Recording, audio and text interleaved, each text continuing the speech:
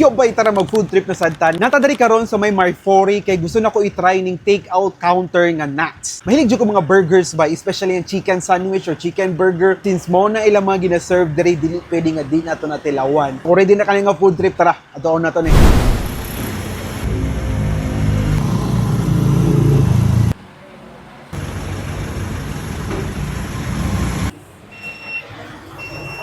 Thank you.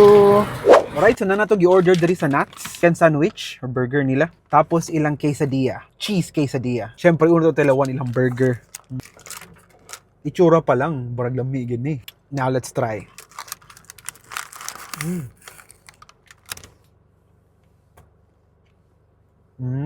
Pinaka ko napansin. I mean, dressing. And then, bagong luto mo ng chicken. Crispy yung guys siya. Crispy chicken sandwich. Strong yun po ng lasa sa ilang chicken. Basta lang fried chicken.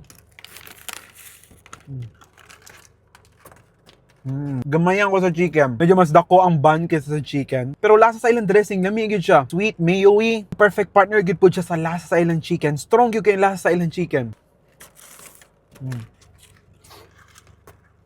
Daraw ko makita ninyo, wala na yung chicken there na banda. Lamigid kayo yung dressing. Bitin lang yun sa chicken. Next try nato ilang cheesy quesadilla. And grabe ang cheese pool. Woo!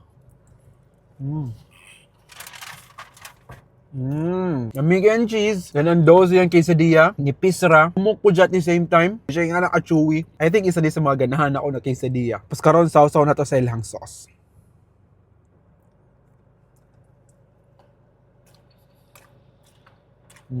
Ang sauce, kontra siya sa lasa sa cheese. Pero katong two different flavors na to, nami kayo siya mag-combine. I would say panalo kay nilang quesadilla.